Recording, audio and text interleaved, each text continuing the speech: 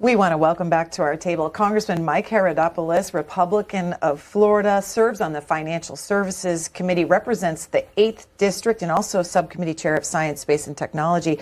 I want to talk about the president's trip to China. He's on his way back. We're hearing from reporters, the president spoke to them on Air Force One, that he's made several comments. On Taiwan, he feels very strongly. That's what he said about Xi. I made no commitment either way. Is that concerning for you that the president would not reiterate what has been U.S. policy on China controlling Taiwan? Well, we obviously support Taiwan here, and it's that case that we're not going to change that. It's very important. These folks want to live in freedom. We saw what already happened in places like Hong Kong. They've lost many of the freedoms they enjoyed under British rule for a long time. We're going to support our friends in Taiwan, something I strongly believe in. And the president, as always, has been a fantastic negotiator because they understand that the only way you really have peace is peace through strength. And the United States is showing leadership around the world. President, according to the way the papers frame it today, was smiles and calling the president of China a friend. Meanwhile, the Chinese president, behind closed doors, not in public, warned him about interfering when it comes to Taiwan, said that it would be dangerous and there will be conflicts. Well, look, first there are newspaper reports. Let's see what the president says out in public as does Xi, the leader of China. I think the goal in general here is to reset the relationship between China and the United States. We have told China very clearly, you're not playing by international rules on trade and other matters. And clearly, they're not much of a superpower if they're unwilling to keep freedom of the seas, like we're seeing right now in the Strait of Hormuz. I mean, it's not just the Strait of Hormuz. There's probably 11 or 12 different places in this world today where whether it be a rogue nation or a terrorist group controls a strait, you're going to have the same problem. If the Chinese want to be serious worldwide players, they need to step up and make sure we have freedom in the seas. After all, they rely on a heck of a lot more oil and fertilizer out of that area than our nation does. President Trump on the campaign trail said that China is a job stealer and a national security threat. Do you agree then with him trying to reset relations if that's who they are? Well, look, they ran all over the Biden administration for 4 years. Let's just be candid. We lost a lot of our surplus with agricultural goods, you name it. They tore up basically anything that the president was able to negotiate in his first term. We have been very tough on the Chinese. As you know, we increased tariffs. They are reliant on the worldwide economy to get their items that they build purchased overseas. And so we got tough with the Chinese, and it's the reason why I think they're re-engaging with us as well. They had a pretty good run in the Biden years. We think that the Chinese need to step up on labor. They do not have the same protections that we give our workers. They need to step on not stealing American technology, worldwide technology. And of course, they do not live by any of the protocols we want to have for environmental standards. As you know, they produce, I think, 6 or 7 times more carbon than the United States and maybe more than the rest of the world combined. So they're not playing by the rules. I mean, after all, they're still building coal power plants when they kept some of this front up about clean energy. The truth is they're producing much of that waste. Given that their record on stealing intelligence, trade secrets, etc., are you comfortable with them having a footprint in the United States, whether that's with a company or buying land, etc.? I am not. We shouldn't be comfortable. Again, they simply don't play by the rules. Remember when they came into the international community during the Clinton years, they made certain promises that they would live by the rules of the world, and they just haven't. They've kind of thumbed their nose at it. And it's a shame because, again, it's at the expense of everyone else. The president's not going to sit there and roll over for China. Obviously, the Chinese are feeling it right now because their economy is not growing as fast. They have lost a lot of the ability to export the products they produce, some of those stolen technologies. And we're going to engage them in a tough way. The president has shown over and over again that when people kind of thumb their nose to the United States, if they had done the last 4 years, we're going to move. One great example, Venezuela. We've dramatically changed that situation in Venezuela. They'll actually provide more oil for not just us, but the rest of the world to try to bring down energy prices. Let's talk about Iran. Before we do that, I want to invite our viewers to join us in this conversation with the congressman. Democrats 202-748-8000, Republicans 202-748-8001, and Independents 202-748-8002. Yesterday in the House, for the third time this year, a War Powers resolution was voted on. It failed on a tie vote. You've been a no. Were you a no yesterday, and why? I'm a no for this reason. 1979, you saw radicals take over the Iranian government, has caused all types of, let's just say, chaos in the Middle East. They are the source of evil in the Middle East. They are funding terrorists. To his credit, President Obama tried to work out a deal with the Iranians back in 2015, allowed them to come back into the international economy. And what did they do? They spent that money not on peace or building their own economy. They used it to push terrorism around the world. They are the main funders of terrorism with Hezbollah, Hamas, you name the group. And we finally said enough is enough. And to show you how evil this regime is, they're not just funding terrorism, they're killing tens of thousands of their own people who are tired of the oppression in their country. And finally, we have moved in there and said, your nation cannot, meaning Iran, cannot move in and stop international waters. The Strait of Hormuz does not belong to Iran. It belongs to the world. And as we've all seen, when you tie up that vital strait, you cause all types of prices to increase. And the president has stepped up. And one last thing, if I could say, Greta, think about this. Everybody in the neighborhood can't stand Iran anymore. Everybody. I mean, the UAE, you name the country, they're siding with the United States and Israel against Iran because they're such bad actors. It's time for us to step up. And it wasn't just Republican presidents, but Democrat presidents since 1979 have said much the same thing. The president's finally doing something about it. And I think it's time for China to step up. If they want to be a world superpower, they need to step up and say, Iran, get your act together, or we're going to be enforcing this as well. Because if we allow this to happen, the lack of freedom in the seas, we all lose internationally. What have the U.S. achieved so far in this conflict with Iran? Well, the most important thing is that we've degraded their ability to acquire a nuclear weapon. One of the positives that came out of this China summit as far as that let's make sure I say this right. China has said that Iran should never have a nuclear weapon.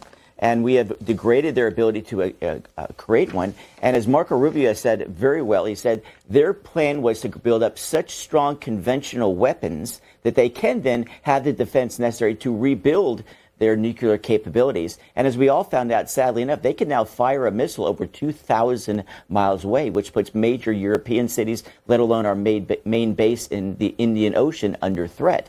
That was another lie from the Iranians. They said they didn't have that ability. They showed they had that ability. So between nuclear power and the ability to project power, that has all been radically degraded, and we still control those areas. Okay, let's get to calls. Frank in Silver Creek, Georgia, Republican. You're up. Hello. Can you hear me? We can. Go ahead. Question or comment for the congressman? Yeah, I was watching this. Doesn't look like Trump's too happy. Neither one of them look happy about whatever the conclusion they came to. And the situation with Taiwan, I believe they were offered a UN seat a good 5 or 10 years ago, and they turned it down. They didn't want the seat in the UN. I want to know if Taiwan has a referendum and they want to go with China, let them go with China. But I'll tell you why. The Taiwanese make most of the chips that go with these computers and stuff. So if it's that big a problem, just destroy the internet, and then we'll see what happens with the world's economy, won't we? Well, Congressman, let's take up the point about Taiwan and computer chips. How integral are they to that trade, that commerce? Well, absolutely, without question that is. And that's why, of course, we're diversifying today. We're building those chip manufacturing plants in the United States. It's vital. We're not going to give the Chinese the latest technology on those chips as AI develops. But as far as China taking over Taiwan, ask the Taiwanese people. They do not want to be under the ilk of the Chinese. And so many fronts repressing basic human freedoms. We all found out that they, again, during the horrible COVID crisis, how dishonest they are. And they even have a thing called CBDC, which means central bank digital currency. If you don't live by their rules, they turn off your money. This is how radical the Chinese are, and why we can never allow Taiwan to fall to China and lose the opportunity for freedom. Moments ago on Air Force One, CNN is reporting that the president said, I'll make a determination about arms sales to Taiwan. Does Congress have a role? Do they have a say? Of course we do. And that's something we're always going to have a role on. And I teach United States history, as you know, Greta. It's a check and balance system. We recognize we lost, I think, almost $90 billion worth of equipment in Afghanistan. We left it behind, sadly. And we've been building that military back up as we passed the big bill last July. And of course, as we take on this credible foe in Iran, we're spending money to try to degrade their ability to develop a nuclear weapon. These are just fundamentals, but we have the strongest military in the world, and we want to make sure we have the weapons of war to prosecute that. The U.S. News section of the Wall Street Journal, Pentagon faces cash crunch. Leaders warn. The Pentagon leaders say they could start running out of money for operations this summer unless Congress passes a wartime spending bill, warning that the services will have to cut back on training, exercises, or other priorities because of the war in Iran and troop deployments along the U.S. southern border. How much is the Pentagon asking for, and will it get the votes in the U.S. House? Well, we're going to spend this remainder of the summer on, making sure we understand what the needs are. Again, let's just be clear what happened. We left $90 billion worth of equipment in Afghanistan. We, of course, helped the Ukrainians in a big way to help them in their war in Russia. We are degrading the ability of the Iranians. We have one in Venezuela, and we want to make sure we have the best weapons. We also want to make sure the most effective weapons. As you know, drones are not expensive, and they're destroying multi-billion-dollar processes. We're developing some of those new weapons. I'm completely confident, given the money we already allocated in the big bill last summer, and working with our leaders in the Pentagon, that we'll find the resources to make sure that our fighting men and women have the available resources to conduct a war. And on a very personal level, my son is in the United States Air Force, and I want to make sure that he has that equipment personally to conduct these operations. But we are the world superpower, and unfortunately, too often we're asked to carry too much of a burden, and this is why our NATO partners need to step up. And this is why, again, China, if they want to be, as I mentioned now a few different times, if they want to be a serious worldwide player, they need to step up and make sure the sea lanes are open, not just in Hormuz, but around the world.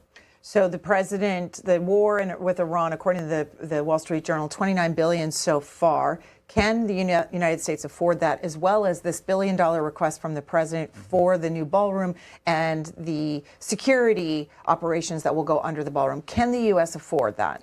Well, first of all, it's a challenging number, no doubt about it. But let's just, again, I want to always put things in perspective for your viewers.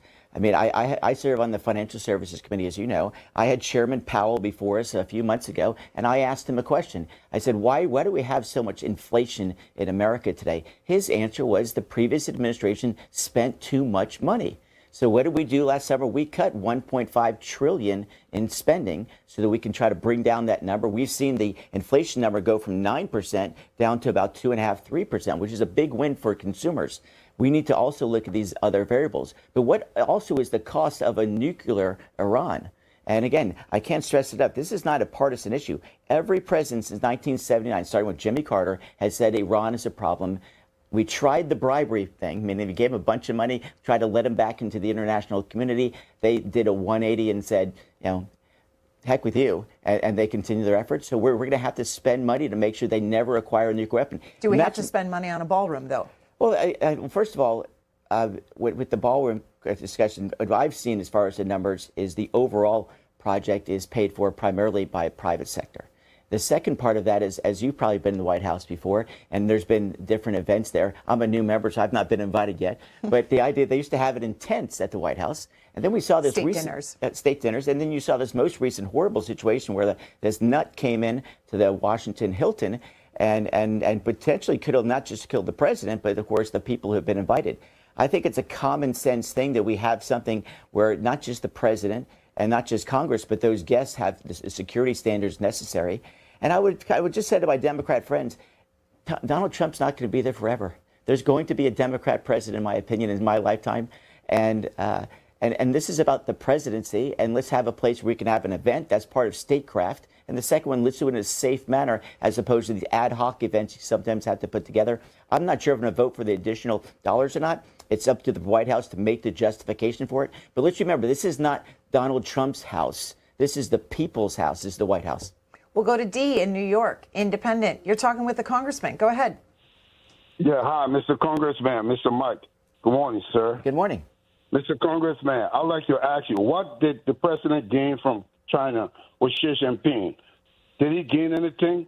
And secondly, when the president came into office, he said he was going to make things lower for the American people. The economy was going to be, gas prices were not going to be above $3. I'm paying more than $5 for a gallon right now. And thirdly, Mr. Congressman, when the president came into office, Americans were respected around the world. I just came from Europe. In Europe, we are disrespected. A guy spat in my face in Luxembourg because of our actions around the world. America is no longer respected. And let me ask you a third question. Why is the president building golden statue of himself and acting like he's Jesus Christ on the world stage, putting up portraits, acting as if though he is Christ? Okay, Which is blasphemy. DL, jump in. We'll have the congressman respond. Well, let's just talk about gas prices first. Before this conflict with Iran, as everyone knows, gas prices were coming down. We're producing a heck of a lot more oil than we were in years past. We also know during the Biden years, let's just again put this in perspective. We had the ability to build the Keystone Pipeline. They killed it. They also took out 40% of the strategic oil reserve out during the Biden years. And so gas prices were down. Of course, during this conflict right now, they're up. But that's why we need to win this conflict to make sure that not just the Strait of Hormuz, but all sea lanes are open. But I would point to a couple things that the viewer might have forgotten. We had 9% inflation. It's under 3% today. If you owe more than half the American public owns a 401k, the stock market is at record levels, meaning your retirement fund is a heck of a lot better off.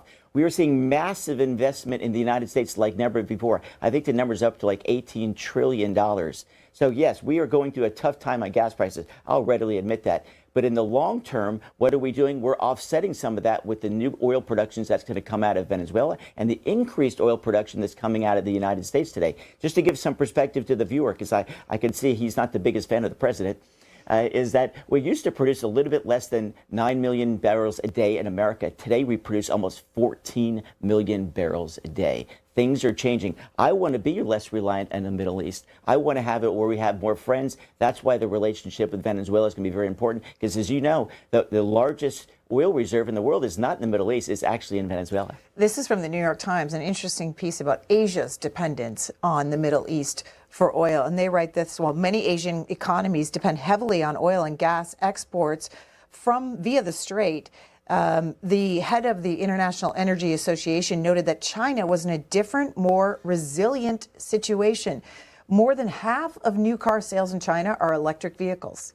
This is not driven by, as some people say, environmental ambitions. This was energy security policy. The country also has 1.2 billion barrels in oil reserves, the same level as all IEA members combined. What do you make of that? Well, what I do make of it, remember, electric isn't free. It's not created out of thin air. You've got to build power plants. And what power plants are the Chinese building? Coal power plants. So every environmentalist I've ever talked about hates coal, but they're okay with China creating this. This is where they get their power and to plug in these electric cars. Another thing I would say about electric cars, it's the consumer's choice what they think is best, because the second side of this is the total life cost of electric car, about all the rare earths that go into that car. And what happens when the battery's over? You can put it in the landfill somewhere. What do you do with that?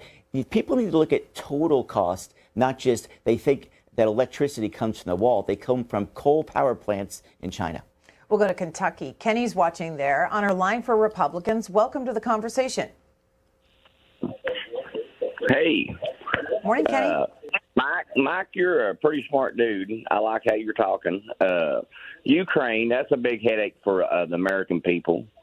And then when Trump went over to China, I think he was standing strong for America.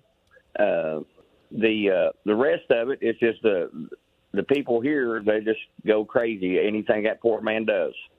But the headache, I think, is, like you said, $90 billion we left over in Afghanistan. Correct. And they're bitching about $29 billion on what we've done already. With the war with Iran? Yeah. I mean, and then poor old Chuck on TV, he just bashes our president every day. And he talks about his millionaire, billionaire friends are, well, how much is old Chucky worth? Chuck's worth about $89 million. Won't anybody talk about how much they're worth? So, Kenny, what's your point? Yeah. My point is that the meeting over there, I think the president did a good job. Okay. That's my point. Do you want to add anything, Congressman? Well, first of all, thanks for calling me a smart dude. I love that. Thank you very much. I used to be a surfer, so I guess I can call me a dude. But the idea here is that shouldn't we all be rooting for the president to win against China? China has broken the rules for my entire adult lifetime. They don't play by the rules. They've kind of gotten away with it. They have these Belt and Road projects. As you know, they go into countries, offer them a bunch of money, and then when they don't pay, they start extracting their wealth from that country. We're the good guys here. And it's always amazing to me when you get these hyper-partisan politics going on where it almost seems sometimes that some people are rooting against our own country. I want the president to win, and let's hope that China steps up and says, yeah, freedom of the seas is kind of important, and we should always deny a radical regime that kills their own people a nuclear weapon. We'll go to Michael next in Gainesville, Florida. Independent. Yes, you were showing Schumer just a moment ago, but isn't it true that the one thing that connects all of these topics we've been discussing is when you pressed your lips against the Wailing Wall in Israel, number one, and number two, isn't it about your opinion really on trickle-down and oligarchy and protecting of the morbidly rich and killing the middle class and our gross domestic product because it kills domestic economic growth when you push money into the coffers of the wealthy for their protection and work for them like a shill. And how is it that you are able to be there in the Senate and funded by AIPAC? Well, proudly. Hold on, Michael, because he's a congressman in the U.S. House, represents the 8th District of Florida. Do you want to respond to him, or shall I move on? Oh, I'd be happy to respond to his question. Like, these are some of the things you read about, but this is where it comes down to.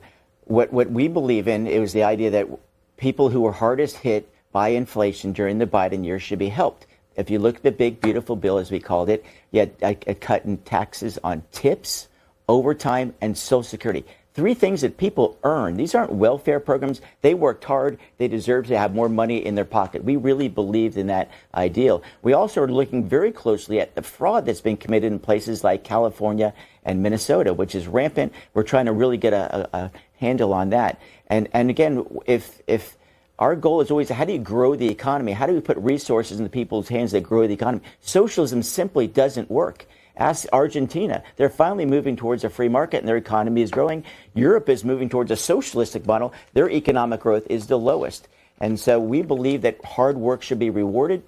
And we think that, as Jerome Powell said before me in my committee, that the government spent too much money during the Biden years. And so when we put more resources into the hardworking folks of America, the economy will grow. And I think that's why you see a strong stock market today and why you see a much lower inflation rate than we did. But we're all struggling with gas prices in a temporary situation because we're trying to make sure Iran never gets a nuclear weapon. Talk about Cuba and the administration's efforts there. What are you seeing? What do you like? Well, what's really sad is that the potential of Cuba is so dramatically important to everyone. They're still living in 1959 when Fidel Castro took over there. And they have a smaller and smaller ability even to generate energy, meaning electricity. The tourist zones that were created through the years has shrunk because it's such a degraded infrastructure. I think the Cuban people deserve freedom. We all want to provide it through peace.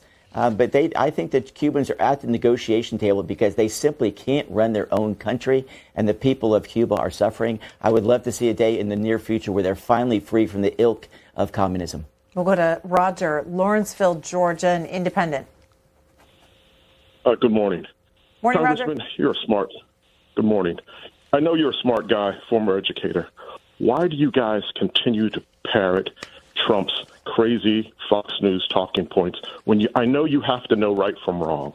There's just no way everyone. Well, give us an example, Roger. Give us a specific example. For example, the 9% inflation under Biden. You know that was COVID.